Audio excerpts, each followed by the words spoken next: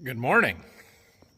So yesterday when I left, I told you it was going to rain last night and there were going to be storms and all kinds of stuff. When I went to bed last night, I looked at the local news Facebook post, weather station, and they were calling for an inch plus of rain, possibly heavy downpours, more than an inch, whatever, and 70 plus mile per hour wind, like derecho hurricane force winds, going to be terrible. And the farther west you were, this is from a Toledo news station, which we are west of, the worse it was going to be.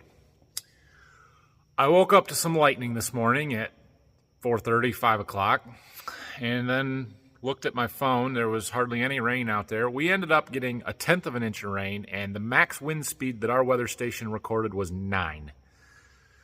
So that's good. That's really good. That means that we're not sitting here with another 2-inch soaking rain after things are already wet. Things are going to start to dry up. We didn't have any storm damage, hail damage, wind damage, anything. So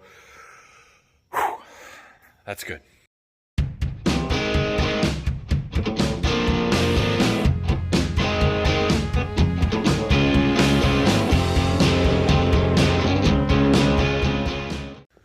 So the plan for today is to do a little cleaning up here in the seed warehouse. I cleaned a lot of the floor up the other day. I need to do some more, finish that. Probably sort through piles like that and put these signs away that I'm not going to use and try and maybe get this out and clean this up. But since it didn't really rain, I think we'll be able to spray beans this afternoon. And I've got at least one load that I know can be done. And we can go look at a couple of other fields and try and get some more beans sprayed. So that would be great. I brought my chemical pumps and leftover bean chemicals treatment, this jug, and then most of that is just yellow colorant to make them orange that I don't always do. So I end up with a big stockpile of it, and I don't know what to do with it, but we'll just keep it, use some more next year. Anyway, yeah, I am bringing those down here because I'm done with them for the year and they cannot freeze. So we need to keep them in the shop over the winter. And I brought my empty kegs. Go put those somewhere out of the way. They will come and send a truck to pick those up and dispose of them for me. But I usually wait and do it every other year because, I only have 4 of them, so. Well, we're getting cleaned up a little bit here. Sort of slowly, but we're getting there. I'm debating whether I take that treater down to the farm and try and do a little cleaning on it now, or if I just set it off to the side and wait. I might still do it this afternoon. I don't know. Of course, I might be spraying this afternoon. It's 10:30. I don't know. I'm going to clean up over here, get all this stuff off the wall. I should go put that sign up is what I should do. All right, I decided to come in the office and take a little break for a minute, get out of the humidity. I needed some more labels for some of those plots that we have out there, the agronomic trials. So I printed these off. I'm going to laminate them and we'll cut them out. But basically, we've got beans that we've got planted at 60,000, 100,000, 140,000 plants per acre. And then we've got corn at 28, 34, 40, 1-inch deep planting depth, 2-inch deep, 3 inches deep, a maximum depth on the planter, starter rates 0, 10, and 20 gallons.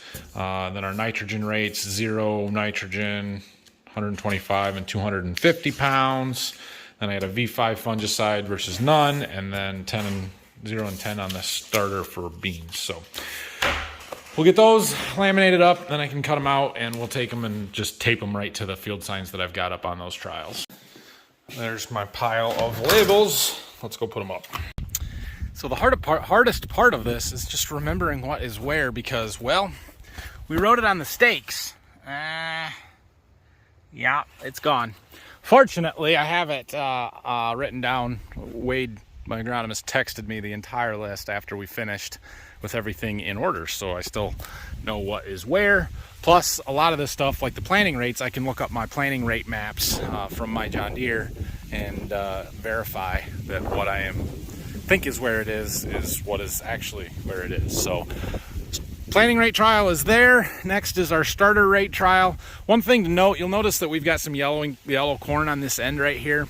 Well, that isn't really because the corn is running out of nitrogen. It is, but it's only for the first, 10 feet here, and then it's nice and dark and green in there. And the reason is because when I side dressed this, I came this way in that pass and I turned around and went back down this one, and it didn't turn on quite fast enough, so we just had a little bit at the beginning of this strip that did not get as much nitrogen as it was supposed to.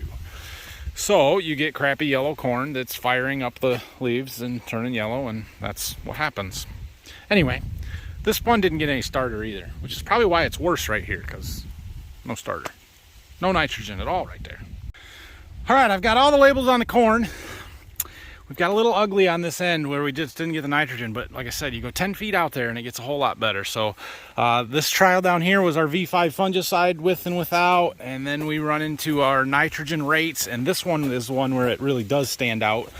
This strip got 250 pounds of nitrogen. You can see it's nice, dark green, beautiful corn all the way to the ground. And then we've got a strip here that got 125 pounds of N. And again, we've got a little bit of this edge effect, but if you walk out in there, it doesn't look bad.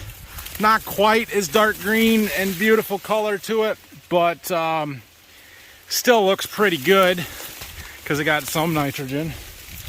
And then the next one down here got no side dress. All it got was the starter nitrogen. And well, it's yellow all the way through there. The bottom leaves are firing up. So that's how we know it's a nitrogen deficiency. I'll even walk in here so we're not right along that edge. And you can see this yellow streak. When the midrib turns yellow and it starts at the center of the leaf and works its way out, that's a nitrogen deficiency. The bottom leaves are pretty much gone. It's pulling nitrogen out of the leaf right below the ear leaf. That's not good, but we know that. It's the trial. It's okay. Honestly, we know corn needs nitrogen, so not putting any on there is really not a necessary trial. It's just a dramatic visual. So I do that, and when I fly the drone, that strip stands out like a sore thumb. It's so yellow and just looks so off from everything else. So starter trial, population trial, all that stuff. It's all labeled. I got a few to do on the beans, and then we'll be done here. I'm gonna go get some lunch, and when I get back, we're gonna go spray some beans. All right, I am back. We are gonna load the sprayer up and go spray some fungicide. I was debating a little bit because it feels just a touch breezy to me, but I looked at the weather station and it said the 10-minute average wind speed was 7. 7's not bad, so I'm gonna go ahead and do that. We'll do one load of fungicide, then we'll have to go look at other fields to see if we can do more fungicide, or the other thing that we really need to do is spray Roundup on our double crop beans, kill all this volunteer weed off. So we might do that later. I don't know. We'll see. I'm gonna fire up the sprayer first. Made it to the field. This one's a long ways away. We're 10 miles from the home farm. Yeah, you can see the leaves blowing in the wind. It's a little bit breezy, but like I said, I checked the weather station. It said 7 miles an hour for the 10-minute average. The gust was 11, and that's not too windy to spray, so we'll be all right. I may slow down a little bit to keep our pressures down so that it's a little bit finer droplets, but we still got to get good coverage. So I don't know. It'll be all right. Like I said, there's about 80 acres. I think 82. I don't know. Did I tell you that? I think I told you that. Maybe it was yesterday. I don't know. Anyway, it's here, but it's in 3 different fields. We got this big one that's got 46, and then there's a field in the back that's 20 something, and the rest is in a little one on the south side of a ditch over there. So we'll spray what we can until we run out, or until we run out of acres, and then we'll go back. There goes a buck. I don't know if you guys see him running up there. Oh, there's a bigger one. Oh, we were right on top of him. The other one was little. He's running. There he goes. Holy cow, they were all out here. Look at that. There goes 4 more. That's 6 bucks I just scared out in that first pass. All right, I got the perimeter of the field done. I did slow down to 14 miles an hour. You can see our pressure is sitting there about 40 PSI, where when I was running 15 or even 16, it was running 50 to 52. So good enough to get the coverage, but keeps a little bit bigger droplet size so it won't blow around quite so much, where it's just a little breezy here. Looks like it's doing a good job to me. So this field has got the most pinch row problems from the bean planter that I have seen in any of our beans so far this year. Well, no, I take that back. Those are tile lines. Because the beans are planted on an angle, the pinch rows would go that way, not this way. And this is following right with the sprayer pass. There's another one over there. Another one over there. Yeah, that's wet weather caused from all the rain and the tile lines showing up. So there's a tile line right there, tile line right there.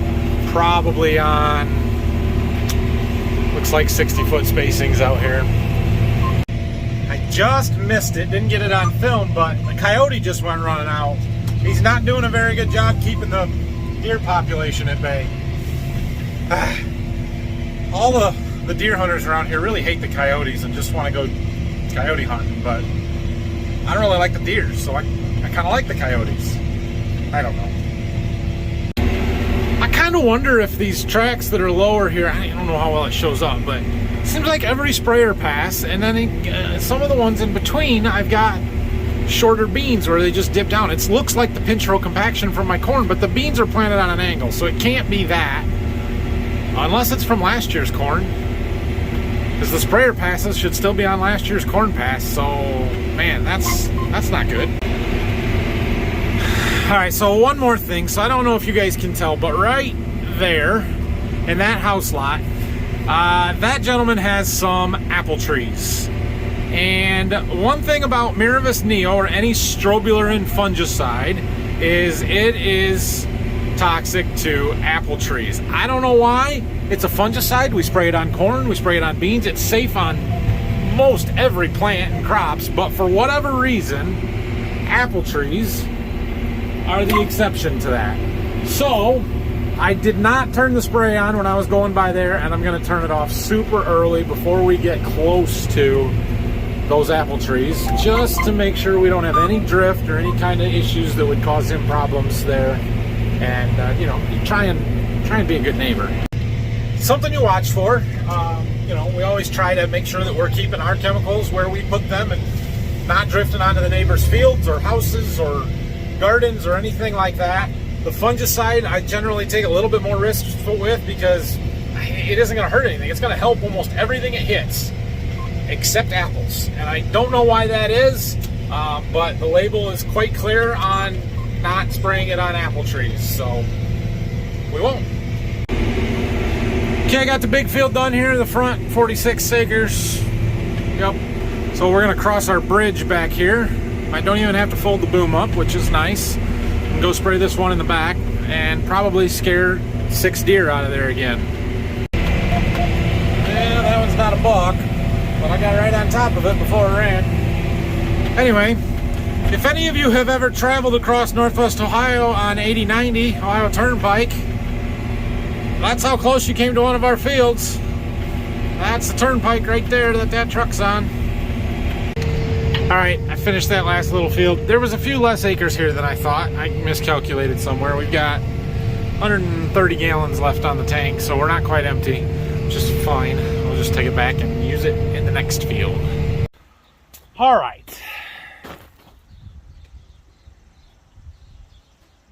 I used to have a whole bunch of jugs right there. Somebody got rid of them. Okay.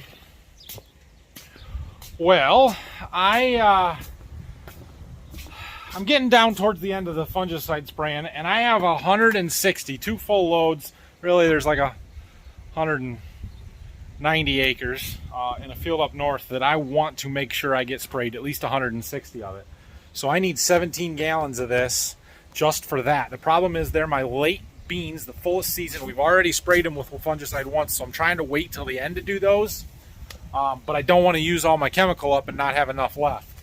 So I was going to use some chemical jugs and fill them up and put 17 gallons in jugs, and then we can spray out whatever's left on the rest of the beans that we have. And we should cover most of them, but we're not going to have enough to do quite all of them. So the problem is I don't have any jugs. Wonder what happened to them all. Alright, I have decided not to spray anymore today. It's 4 o'clock. I've got other stuff I need to do to get ready for tomorrow. The rest of the beans are fuller season that can wait, so I'm not going to do them today.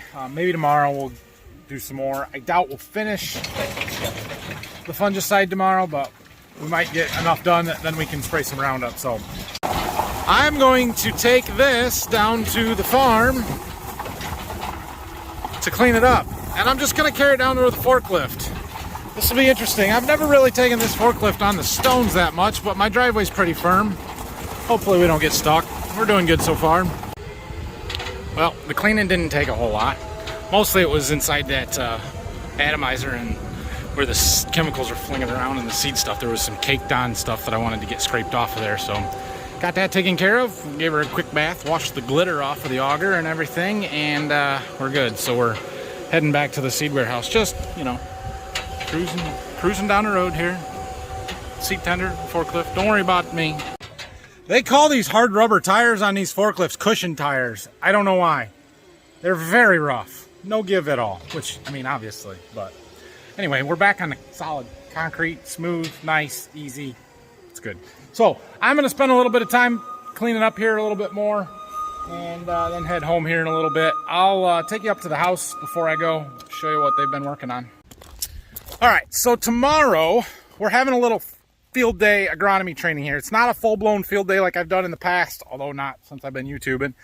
It's not the same as what I attempted to do last year, as one of you so kindly pointed out in a video last week of expecting the same, or, you know, the field day where nobody came last year, COVID. But yes, I'm, you know, planning for the same turnout as last year where nobody shows up, although I know that my agronomist is coming and I know my sales rep is coming, so there'll be at least 3 of us. One of the other neighboring dealers is supposed to be coming and bringing a few of his guys. I'm hoping, you know, 3, 4, 5 of my guys will show up as well. We're just going to walk through, take a look at a couple of key hybrids, and talk more about agronomics and scouting and what to look for and diseases that we're seeing and that kind of stuff than anything. I will attempt to film some of it for you guys, but I don't know how much I can do. It's awkward filming in front of other people, so we'll see. But I am going to be doing other stuff in the afternoon, so we'll have a video for tomorrow. All right, let's walk through the house here for a second. So the plumbers have been here this week, and they have been busy. We've got, let me get in there. We've got drains basically all installed, at least on the first floor. Nothing's connected underneath yet. Washer and dryer hookup and drains. The vents are all put together. We've got a sink drain. We've got a half bath there. Toilet room. Shower. They've got to drill the hole yet for the shower drain. We've got our vanity drains, vents, and all that. So this side of the house is good. They've got the kitchen sink drain and stuff in here for the kitchen island, ice box, and then drains over here on the bedroom side for the bathrooms are all in, toilets. And then today, the HVAC guy, which is the same plumbers, just a different crew, but the same outfit, is doing that. And they started cutting vents for all of the air ducts and return air ducts and air conditioning vents, all of that good stuff. Yeah, so progress. It's coming quite well. The fireplace is even here. Look at that. They're going to get that put in here pretty quick because these guys are doing the gas lines for it, so they take care of all of that. So awesome. And they've been working in the basement a little bit. We put some lights up so we can see down there, which is handy. Brought in a big fan to just get some air moving and help dry things out down here. It is dried up for the most part since we got the roof on, but it's a basement and it's still damp and the humidity and everything. So, you know, like that corner got a little wet since the rain the other over the weekend, and just trying to keep it dry or get it dried out. Plumbing stuff, yeah, We've been making a plan for outside electrical stuff, plugs outside, and lighting, soffit lighting, because the electrician is going to come out next week, it sounds like, and do the rough-ins for that stuff so that they can get the siding on the following week. So we'll have the siding on the outside of the house soon, which is good. Let's get it done. It's looking good. I'm happy. All right, I am heading home. So thanks for watching today. Tomorrow's going to be exciting, be a little bit different. Hopefully I get a few customers here, and we'll see you guys tomorrow morning. Thanks for watching. Hit that like and subscribe. Oh, we got something else to talk about. I forgot. So reading today's comments, it appears you guys think I'm being mean to Brock again. I don't know why. I don't think I yelled at Brock in that video, but I'll go back and watch it and see. The nearest I can think of is when we were putting the concaves in the combine, I was trying to give him direction, and I mean, I don't know. I'll just stop filming it if you guys are going to be like that. I don't know. Brock's good. He's happy. He does a pretty darn good job, but he's still young and needs to be taught a little bit, and so I'm trying to teach without being mean to him. I'm not too worried about Brock leaving. Heck, Brock got his stuff done in the shop working on the combine and the gator, and he rode with me in the sprayer for an hour, and he got paid for it, so I'm treating him pretty well. Don't you guys worry about Brock. Questions and comments, leave them down below. See you guys.